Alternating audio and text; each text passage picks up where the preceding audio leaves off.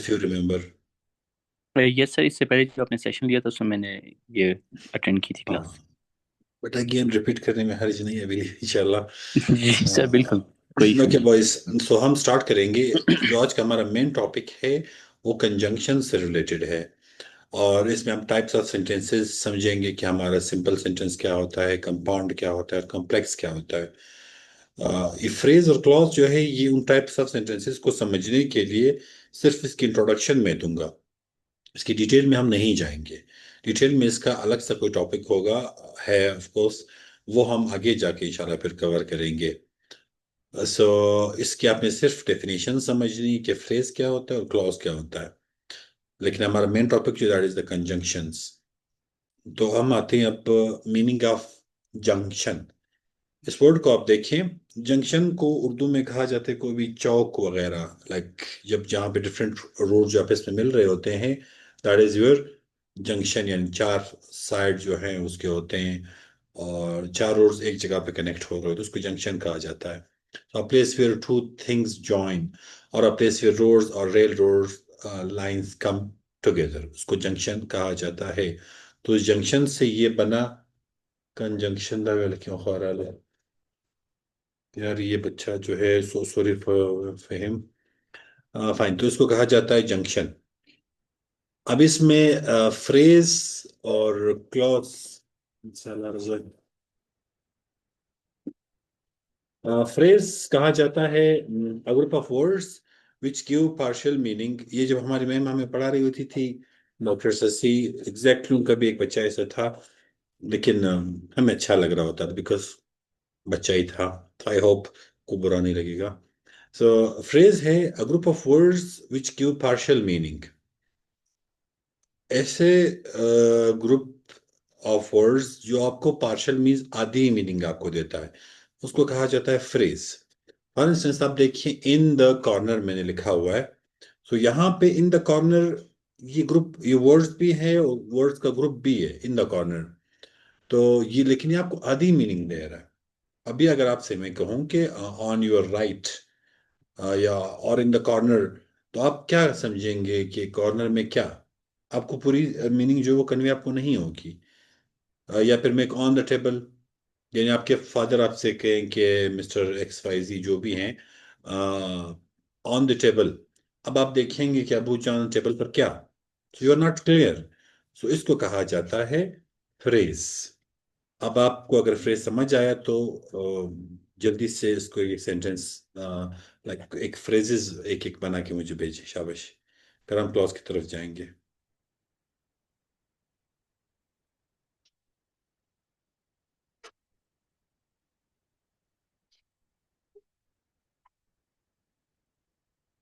In the class, ठीक है, good. आदि, बाकी बच्चे, at the school, in the kitchen, शाबाश।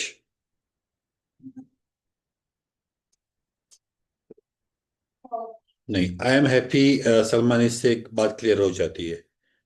आप खुश हैं, हमें पता चल गया है कि आप खुश हैं। आई एम हैप्पी, आप खुश हैं, हमें बिल्कुल समझ आ रहा है। I work in an office, नहीं नहीं नहीं। आप देखिए, सनम ने लिखा in the kitchen, Maliha at the school, Hadi on the road, in the class. इससे मीनिंग कवर नहीं होनी चाहिए पूरी। इन द बस सही है। सलमान एक और बनाए, शाबाश।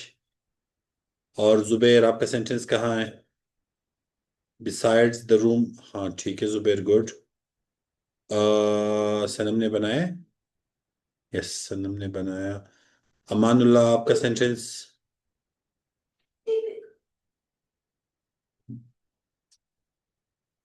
ये क्लियर होना बड़ा इंपॉर्टेंट है। नहीं, अली मोहम्मद,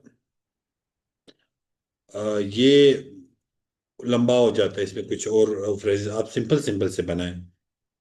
अब जब आपने लिखा है the spider with its bad condition, though it is not giving us proper meaning, सही तो है लेकिन छोटा सा लिखिए, क्योंकि ये आपके फिर जो सब टाइप्स आएंगे फ्रेजेस उसी में चला जाएगा।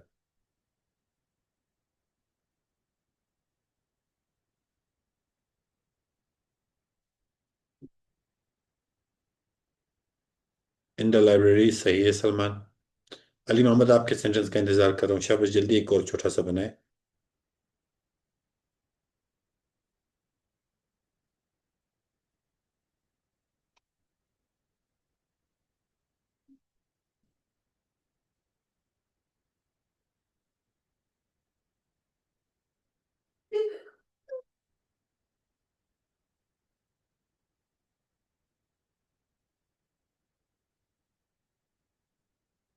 इन द ब्लैक सेट, सेट क्या है? भले ठीक है। एट होम सही है, fine you got it. Then comes in the future, हाँ ये आपका फ्रेज हुआ। नो, उसके बाद फिर क्लॉज की तरफ हम आते हैं। क्लॉज फिर इसका थोड़ा सा डिफरेंट होता है। क्लॉज फिर क्या होता है? Group of word which have subject and predicate. यहाँ and it relies on another clause to give complete meaning. In simple words ये है क्लॉज फिर ग्रुप ऑफ वर्ड्स आपके होते हैं जिसमें सब्जेक्ट और प्रेडिकेट होता है, और ये आपको प्रॉपर मीनिंग देता है। अब जब प्रॉपर मीनिंग दे रहा होता है फिर इसमें आगे दो और सब टाइप्स आ जाती हैं। एक आपका होता है डिपेंडेंट क्लॉज, एक होता है इंडिपेंडेंट क्लॉज। अगर आपको कोई भी सेंटेंस प्रॉपर मीनिंग दे रहा है वो आपका इंडिपेंडेंट क्लॉज कहलाएगा या फिर सिंपल सेंटेंस कहलाएगा। अगर प्रॉपर मीनिंग नहीं दे रहा तो वो आपका फ्रेज भी हो सकता है और डिपेंडेंट क्लॉज भी हो सकता है। फॉर द टाइम बिंग जो आपने समझना है दैट इज, इन दोनों को आप देखिए। If you work hard you will succeed. अब इफ यू वर्क हार्ड ये आपके पास है कौन सा क्लॉज? ये आपका डिपेंडेंट क्लॉज है। अगर तुम काम करते हो या मेहनत करते हो, ठीक। अब ये इनकम्प्लीट मीनिंग दे रहा है, यू विल सक्सीड। जब इन दोनों को हम आपस में मिलाते हैं तो हम एक प्रॉपर मीनिंग ये दे देते हैं। तो यू विल सक्सीड, अगर आपसे मैं कहूं कि सलमान यू विल सक्सीड, तो आपको पता चल जाएगा कि सर कह रहे तुम कामयाब होगी। अब कुछ भी हो सकता है, it conveys a proper meaning. लेकिन अगर आपसे मैं कहूं Maliha if you work hard, तो आप कहेंगे अच्छा अगर मैं मेहनत करती हूं तो फिर क्या? तो आपको मीनिंग क्लियर नहीं आ रही। सो ये रेड वाला जो है ये आपका जो है इंडिपेंडेंट क्लॉज है, और जो ब्लू वाला है that is your dependent clause. Phrase, group of words which does not convey a proper meaning, which do not convey a proper meaning. Clause जो proper meaning convey करता है। इसकी ज्यादा डेप्थ में हम नहीं जाएंगे, इसको भी छोड़ते आगे आते हैं। अब आगे हमारे पास क्या है? कुछ टाइप्स ऑफ सेंटेंसेस आपने पहले पढ़ी होंगी जिसमें आपका सिंपल, नेगेटिव, इंटरोगेटिव ये वाले होते हैं। और कुछ जो है वो क्या होते हैं, ये इसका अलग सा टाइप है जिसमें सिंपल, कंपाउंड, कॉम्प्लेक्स और कंपाउंड कॉम्प्लेक्स आपके पास सेंटेंसेस होती है। अब आप इसको देखें, इसके नाम पहले जहन में रखें। Simple sentence, compound sentence, complex sentence and compound and complex sentence, ये चार आपके पास हैं। और इसको बनाने का तरीका क्या है? आप सिंपल सेंटेंस के सामने देखिए, ब्लू में मैंने लिखा हुआ है वन क्लॉज। सिंपल सेंटेंस में एक क्लॉज होता है और वो क्लॉज भी कौन सा होता है?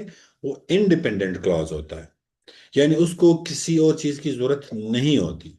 For instance I am happy, मैं खुश हूं। तो ये आपका सिंपल सेंटेंस भी है और ये आपका इंडिपेंडेंट क्लॉज भी है। उसके बाद कंपाउंड सेंटेंस में आपके पास क्या आ रहा है? इसकी एग्जांपल्स हम सारे आगे करेंगे इंशाल्लाह। कंपाउंड सेंटेंस में टू और मोर इंडिपेंडेंट क्लॉजेस। कंपाउंड में दो या दो से ज्यादा इंडिपेंडेंट क्लॉजेस आपके पास होंगे। कॉम्प्लेक्स में क्या है? Has at least one independent clause plus at least one dependent clause. Complex में कम अज कम एक इंडिपेंडेंट होना चाहिए और एक डिपेंडेंट होना चाहिए। और कंपाउंड कॉम्प्लेक्स में क्या आता है के पास? एटलीस्ट थ्री क्लॉजेस, कम से कम तीन क्लॉजेस होनी चाहिए, जिसमें से टू इंडिपेंडेंट क्लॉजेस होंगी एंड वन और मोर डिपेंडेंट क्लॉजेस होंगी। इनका आप रटा लगाएंगे और जो समझने वाली चीजें हैं वो हम अगले स्लाइड्स में इसको समझेंगे। फरिश्ता यू आर लेट। अच्छा, अब different ways to combine sentences. अब आप देखिए 5 तरीके हैं जिससे हम सेंटेंसेस को कंबाइन करते हैं. फर्स्ट वन इज कंजंक्शन के through. Second one is transitional adverbs like therefore, moreover और दस, इनके थ्रू.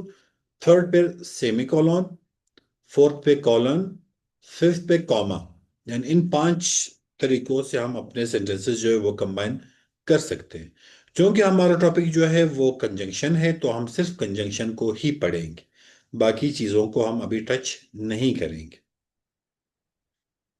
अब आते हैं कंजंक्शन पे कि ये क्या होता है. सो कंजंक्शन इज अ वर्ड. नहीं, इससे पहले आप में से कोई बच्चा प्लीज इसकी डेफिनेशन मुझे बताए, in order to see your background knowledge. Or like, what do you understand by conjunction? Yes sir. Yes, among you, anyone? Sir ये ग्रुप ऑफ वर्ड्स होते हैं जिसमें हम adjective, noun, phrases and clauses होते हैं जिसमें. Come again? सर ये कुछ वर्ड्स होते हैं जो हम्म. मतलब ज्वाइन करते हैं अदर वर्ड्स को, like adjective, noun, clauses and phrases. इनको मिलाने के लिए जो वर्ड्स होते हैं. Yes sir. अच्छा, गुड. Anyone else please? कोई और बच्चा? सर ये वर्ड्स और आई थिंक फ्रेजेस होते हैं जो दूसरे फ्रेजेस और सेंटेंसेस वर्ड्स को कनेक्ट करते हैं. एक दूसरे के साथ मिलाते, शाबाश. गुड. ऐसा ही है बिल्कुल. You guys are right. So conjunction is a word that joins other words, adjectives, noun phrases or clauses. ये वर्ड्स को एक दूसरे के साथ मिला रहे होते हैं, इनको कहा जाता है कंजंक्शन. फॉर इंस्टेंस, आपके पास है Ayesha and Aasfa are good friends. अब Ayesha is a noun and Aasfa another noun, इनको आपस में हमने मिलाया हुआ है एंड के थ्रू. सो एंड जो है वो हमारा कंजंक्शन है. The man is poor but honest. Poor but honest. अगर आप ये लिख लें कि the man is poor honest, तो ये सही नहीं है. पोअर बट हॉनेस्ट, ये आपने करना है.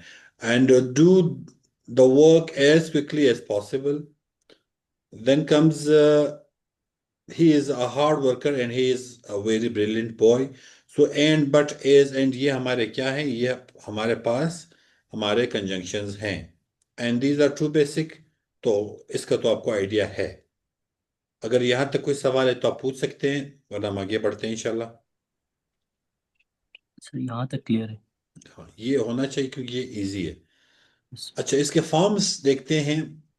एक कुछ वर्ड्स होते हैं वन वर्ड कंजंक्शन होते हैं, और ये चीज आपने इस नियत से पढ़नी है क्योंकि आपको पैराग्राफ में ये चीज काम आती रहेंगी ही रहेगी.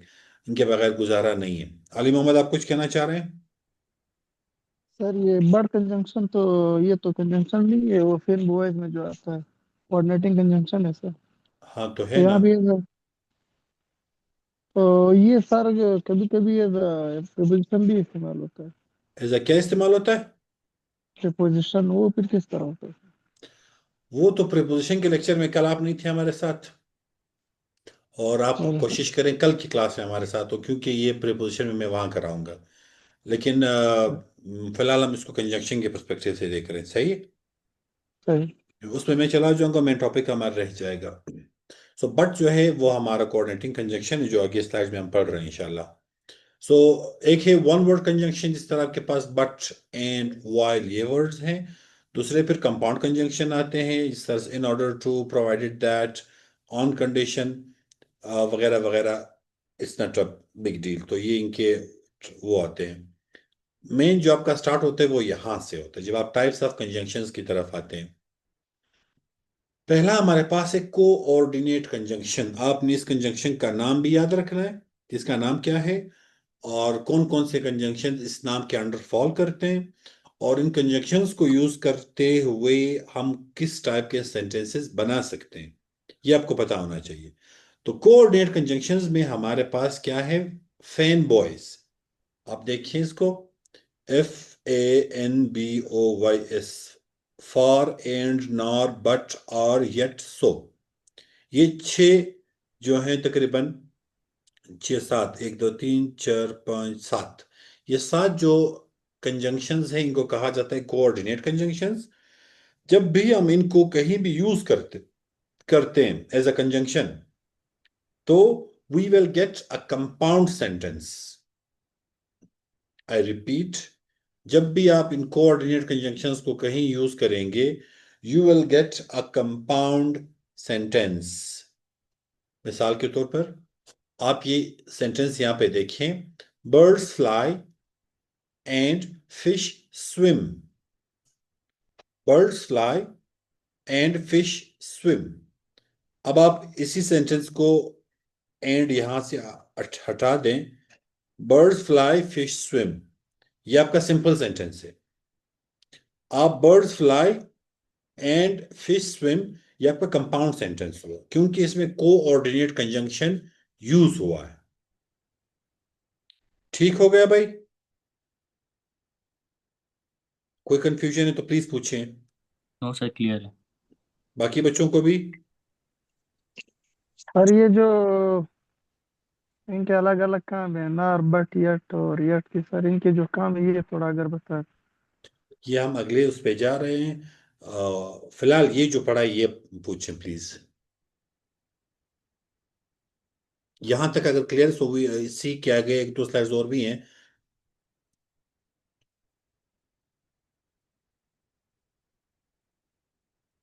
आई think it's clear. Message fine. आगे देखते हैं। अब आप इनकी एग्जांपल्स देखें। Example of compound sentence, she did not cheat on the test for it was the wrong thing to do.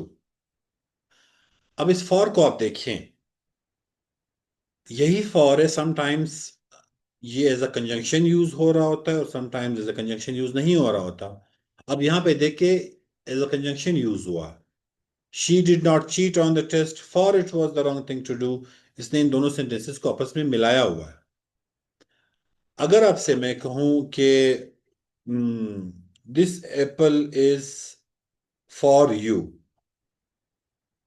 तो यहां पे for is not used as a conjunction, तो वहां पे ये आपका कंपाउंड सेंटेंस नहीं है। ये इसके इस्तेमाल पे डिपेंड करे। ये मैंने एक वीडियो इस पे बनाई है। हम्म, किस टॉपिक के अंडर थी? पंक्चुएशंस, तनिक कौन सा, डोंट रिमेम्बर। वहां आई बिलीव पंक्चुएशंस की सीरीज में, हाँ यस, पंक्चुएशन की सीरीज में मैंने ये क्लियर कराए। अली मोहम्मद, आपके लिए मैं आपको वीडियो भेजूंगा, उसमें आप लाजमी देख लीजिए कि अगर एज अ कंजंक्शन यूज हो रहा है फिर आप इसको कैसे लेंगे, अगर जनरल यूज हो रहा है फिर आप इसको कैसे लेंगे, तो वो अपने लाजमी देखना है। तो यहाँ पे ये एज अ कंजंक्शन यूज हो रहा है, तो अब ये हमारे पास कंपाउंड सेंटेंस है। They got there early and they got really good seats. And in the same way बाकी सेंटेंसेस आप सारे पढ़े। You will have 30 seconds, just go through the sentences जिसमें मैंने सारे कंजंक्शंस एक साथ इस्तेमाल किए हुए हैं। इसको पढ़ें आप, शाबाश।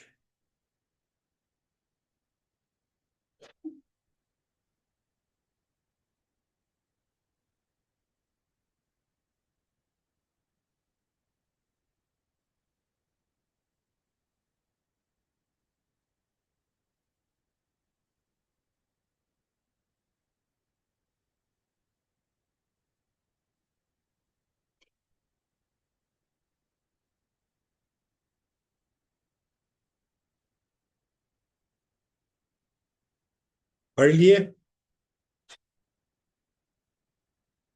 अब अगर ये समझ आए तो प्लीज इसका एक दो सेंटेंसेस आप बनाएं चैट बॉक्स में, compound sentences.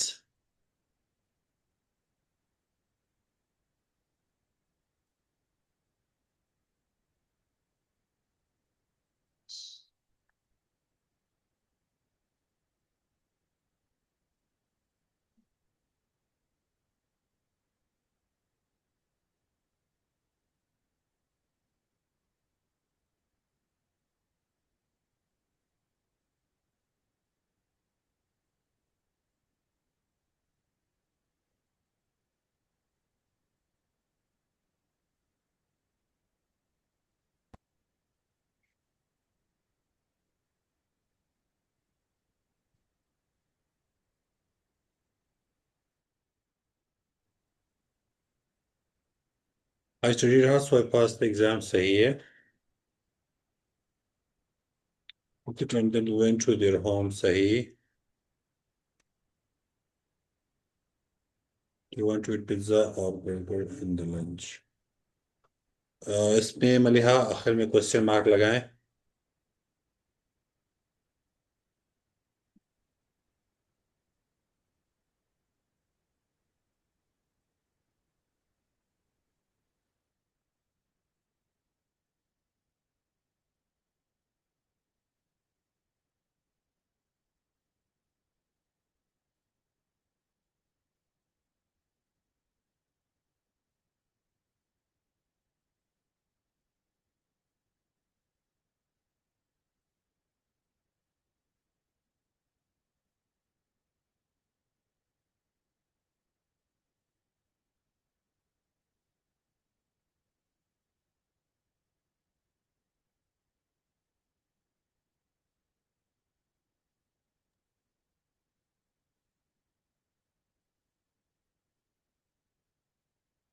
I sent an email, yet it could not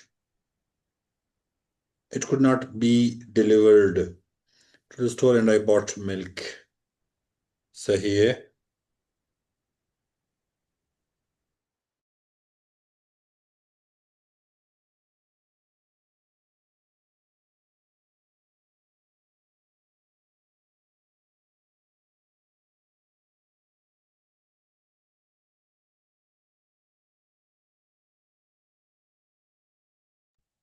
ठीक हो गए. गुड. शाबाश. ये आपने क्या सीखा? कंपाउंड सेंटेंस बनाना सीखा. उसके बाद आता है, तो हमने पहले कौन सा अभी तक पढ़ा है? कोऑर्डिनेट कंजंक्शन, जिसमें फैन बॉयज आपके पास. For and nor yet, but, yet, so, ये वाले आपके हैं. और उसके बाद सेकेंड वाला हमारे पास कौन सा है? That is the core relative conjunction. अब कोर रिलेटिव कंजंक्शंस, इसको आप देखिए, हमेशा के पास पेयर में यूज होंगे. जब आप इनकी जोड़ी बनाएंगे तब ये ज्यादा परफेक्टली यूज हुए होंगे. फॉर इंस्टेंस, कौन कौन से आपके पास? इधर और. अब इनके कलर्स को देखिए. इधर और, neither, nor, both, and, not only but also, and, whether और. either or, neither nor, both and, not only but also, whether or. अब आप देखिए, either take it or leave it. या तो ले लो या छोड़ दो. इस तरह से वो ट्रक पे लिखा हुआ है, स्पेशली ये जिसमें फार्मी मुर्गियां होती है, उसके पीछे लिखा हुआ होता है कि क्रॉस करो या बर्दाश्त करो. राइट. तो क्योंकि उससे वो जो स्मेल आती है इनकी, तो दे से कि इधर क्रॉस और बेयर. तो यहाँ पे भी दोनों आपने यूज करे हैं. It is neither useful nor ornamental. तो नीदर और नॉर दोनों यूज हुए हैं. We both love and Honor.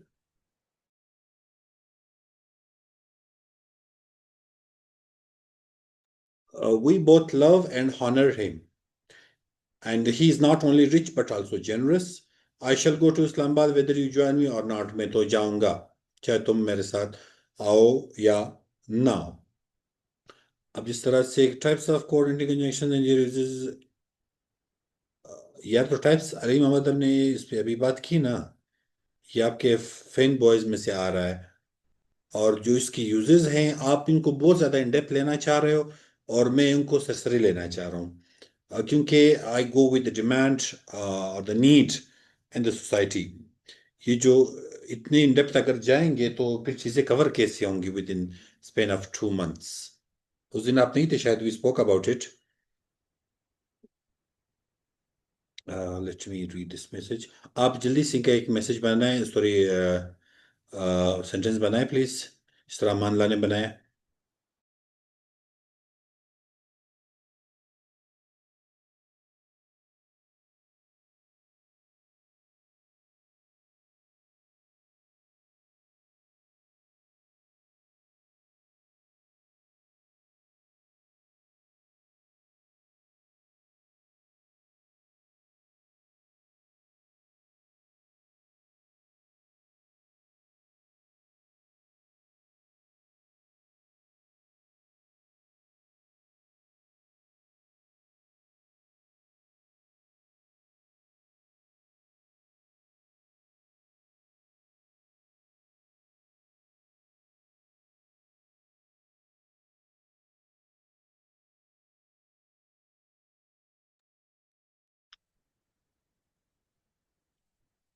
Because you can either go to the store with me or stay home.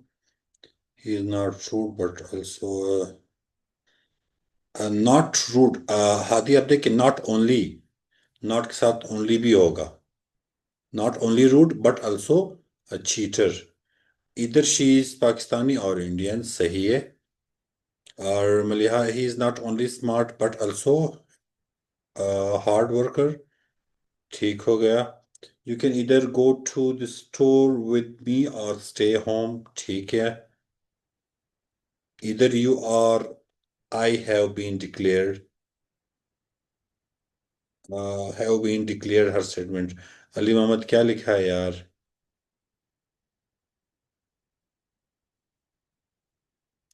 इसको जरा सा करेक्ट करें Ali Mohammad.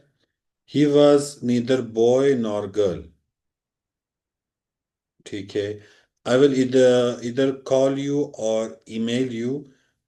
I like neither coffee nor tea. Both cats and dogs like milk. He is not only strong but also brave. I don't know whether to go or stay. शाबाश. जिंदाबाद. उसके बाद आगे चलते हैं. कोऑर्डिनेट कंजंक्शंस हो गए फैन बॉयज के, कोरिलेटिव हो गए. इनके अपने नाम याद रखने कि कौन सा कंजंक्शन, उसमें कौन कौन से वाले हैं और उसको यूज करके हमारे पास क्या क्या चीजें आएंगी. ये लाजमी आपने याद रखनी है. she neither eats nor drinks. सही है. Moin is neither rich nor famous. उसके पास तो कुछ भी नहीं रहा. ठीक है. अच्छा, थर्ड पे हमारे पास को सबऑर्डिनेट कंजंक्शन. अब सबऑर्डिनेट कंजंक्शन में हमारे पास क्या क्या है? A subordinate conjunction joins a clause to another clause on which it depends for its full meaning. अच्छा, इसमें क्या होता है कि एक क्लॉज को वो मिलाता है दूसरे क्लॉज से on which it depends for its full meaning. जिस तरह से आप इनवर्स को देख, आफ्टर, बिकॉज, इफ, दैट, दाउ वगैरह वगैरह जितने भी पर्पल कलर में हैं. He ran away because he was afraid. अब आप इसको देखिए. He ran away, ये एक क्लॉज है. He was afraid, ये दूसरा क्लॉज है. अब आप इसमें से देखेंगे, एक क्लॉज आपके पास जो होगा वो हो सकता है डिपेंडेंट हो सकता है इंडिपेंडेंट हो सकता है दोनों आपके डिपेंडेंट हो. लेकिन इसने जब बिकॉज लगाया तो it has made the meaning clear. He rain away because he was afraid. अभी अगर आपसे मैं कहूं कि ही वॉज अफ्रेड, वो खौफजदा था, तो मीनिंग तो क्लियर हो रही है. So it is your independent clause. He rain away. इसमें वी कैन टॉक. आपको लग रहा है कि कौन सा हमारा डिपेंडेंट हो सकता है और कौन सा हमारा इंडिपेंडेंट हो सकता है. और ये आगे नेक्स्ट स्लाइड में ये सारी चीजें बड़ी क्रिस्टल क्लियर होंगी. अभी कोई गेस आप लगा सकते हैं?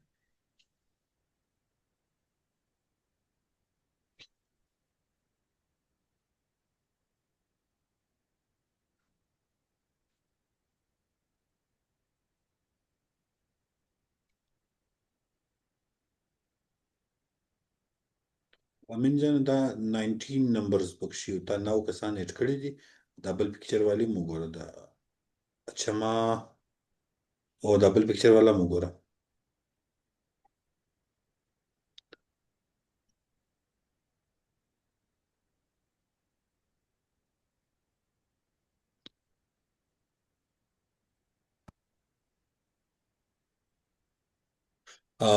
अली मोहम्मद, इसमें करेक्ट और इनकरेक्ट का जिक्र नहीं हो रहा. इसमें हम अभी जानना चाह रहे हैं हमारे जो डिपेंडेंट और इंडिपेंडेंट क्लॉजेज उनको. सर तो इसमें से कोई भी दूसरे की मानी फिर डिफेंड नहीं कर पाए ना, और वो भी इंडिपेंडेंट हो, दूसरा भी इंडिपेंडेंट है. तो यही चीज मैंने अभी बताई ना. हो सकता है दोनों डिपेंडेंट, हो सकता है दोनों इंडिपेंडेंट हो सकता है एक इंडिपेंडेंट हो एक डिपेंडेंट हो, लेकिन ये ज्वाइन हुआ है थ्रू द वर्ड बिकॉज. अगले को आप सर तो देखिए. जो हम्म. सर वो जो पहला कंजंक्शन जो हमने पढ़ा था कोऑर्डिनेटिंग में, सही. उसने हमें बताया था कि अगर हम दो सेंटेंसेस को मिलाएंगे तो कोऑर्डिनेटिंग कंजंक्शन के जरिए, तो वो दोनों कंपाउंड, वो सेंटेंस फिर कंपाउंड होगा, उसमें दो इंडिपेंडेंट क्लासेस होंगे. तो अगर यहाँ पे ये दो इंडिपेंडेंट क्लासेस है सर, तो सेंटेंस फिर कौन सा होगा? सेंटेंस को आप यहाँ देख के by the use of subordinate conjunction a sentence becomes a complex sentence. तो ये तो कंपाउंड है ना सर? ये कंपाउंड नहीं है ना, क्योंकि बिकॉज तो हम हमारे पास कोऑर्डिनेट कंजंक्शन नहीं है, बिकॉज हमारा सबऑर्डिनेट कंजंक्शन है। अगर ये सेन बॉयज में से होता फिर आपका ये सेंटेंस कंपाउंड होता। अब ये सबऑर्डिनेट है, कोऑर्डिनेट नहीं है। हाँ, कंपाउंड सेंटेंस में सर उसमें दो इंडिपेंडेंट क्लासेस होते हैं या डिपेंडेंट होते हैं सर? डिफरेंट हो सकते हैं, लेकिन उसमें शर्त आपकी सिर्फ ये कि अगर आप उसको आप सेंटेंस टाइप चेंज करना चाह रहे हो, डिपेंड शर्त ये कि आप उसमें कौन सा कंजंक्शन पुट कर रहे हो। अगर कोऑर्डिनेट कंजंक्शन तो आप डिपेंडेंट इंडिपेंडेंट को साइड पे रखें। अगर फेन बॉयज में से कोई आया था, वो आपका कंपाउंड सेंटेंस है। अगर सर उसके अलावा बाकी कंजंक्शंस थे, नॉट द कोरिलेटिव कंजंक्शन, यानी सबऑर्डिनेट कंजंक्शंस थे, तब वो आपका कॉम्प्लेक्स सेंटेंस बनेगा। सर इसमें आप डिपेंडेंट इंडिपेंडेंट को साइड पे रखें, सिर्फ कंजंक्शंस को देखें कौन से वाले यूज हुए हैं। अब बिकॉज जो है, बिकॉज हमारा सबऑर्डिनेट कंजंक्शन है, and it's not really necessary कि इसमें तो आपके डिपेंडेंट दोनों एक साथ है, दोनों इंडिपेंडेंट हैं। बस we have joined it through subordinate conjunction, that's it. You will pass sir if you work hard, then wait till I return. तो इसमें ये वाले वर्ड जो हैं, बिकॉज, इफ, टिल, ये हमारे क्या हैं? ये हमारे सबऑर्डिनेट कंजंक्शंस हैं, and because since we have used them, so we got our complex sentence. अब इसको जरा मैं समराइज कर लूं। अभी अली को मैंने बताया, आपने सुना होगा यकीनन, कोऑर्डिनेट कंजंक्शंस यूज करने पर हमारे पास आ जाता है कंपाउंड सेंटेंस, और सबऑर्डिनेट कंजंक्शन यूज करने पर हमारे पास आ जाता है कॉम्प्लेक्स सेंटेंस। यहां तक अगर किसी कोई कंपाउंड कॉम्प्लेक्स में कोई इश्यू तो प्लीज मुझसे पूछें।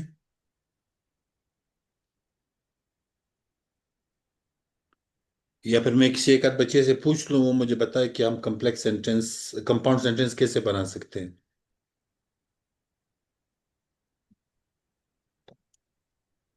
लेट मी आस्क हादी साहब, आप बता सकते हैं हम कंपाउंड सेंटेंस कैसे बना सकते हैं?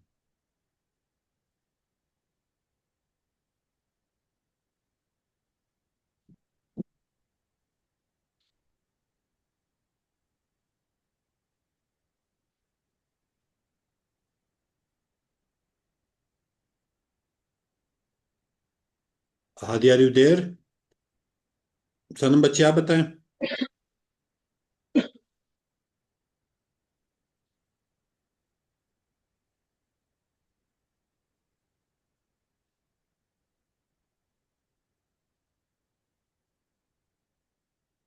Boys, there is pin drop silence from your side. Sir compound sentence हम उस वक्त बनाते हैं जब दो या दो से ज़्यादा इंडिपेंडेंट क्लॉजेस को कंबाइन किया जाता है। किस चीज के through? Sir fan, I think fan boys के थ्रू। यस, कोऑर्डिनेट जी, कंजंक्शंस के थ्रू जब हम उसको मिलाते हैं। Yes sir. गुड हो गया। और कंपाउंड को हम कैसे बनाते हैं, लाइक कॉम्प्लेक्स को? कॉम्प्लेक्स को जी हाँ। सर कॉम्प्लेक्स को हम हम्म, जिसमें सर एक इंडिपेंडेंट हो, एक इंडिपेंडेंट होता है और एक इंडिपेंडेंट होता है। मीन मुझे सेंटेंस, कंजंक्शंस का एक बताएं। सेंटेंस में जी। एक सेंटेंस में उसकी मीनिंग क्लियर होती है और सेकंड में नहीं। जो मेरा डिजायर्ड आंसर है वो नहीं मिल रहा। सनम बच्चे, आप बताएं प्लीज।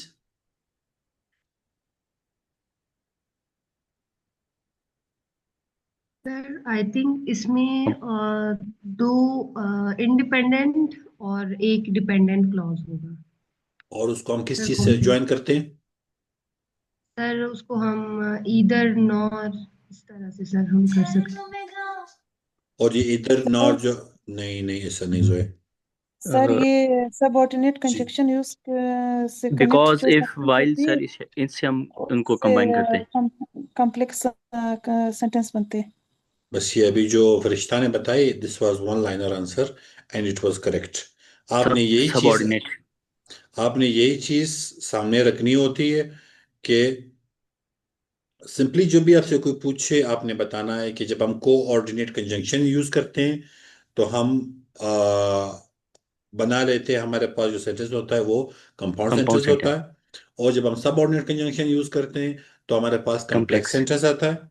अब आपसे नेक्स्ट क्वेश्चन ये हो सकता है कि कोऑर्डिनेट कंजंक्शंस कौन से वाले होते हैं, तब आप उनको बताएंगे कि फेन बॉयज जो हैं। फिर वो पूछेंगे फेन बॉयज क्या, आप कहेंगे फॉर एन आर बट और इट सो, राइट। फिर आपसे पूछेंगे सबऑर्डिनेट कंजंक्शंस कौन से होते हैं, तो ये जो सामने लिस्ट दी गई है आप ये वाला उनको बताएंगे। तो ये इस तरह से आपने इसको कैरी करना है। और इसके आगे भी स्लाइड्स इसके हैं, लेकिन I want to stop it here क्योंकि देयर आर सर्टेन थिंग्स जो क्लियर नहीं है।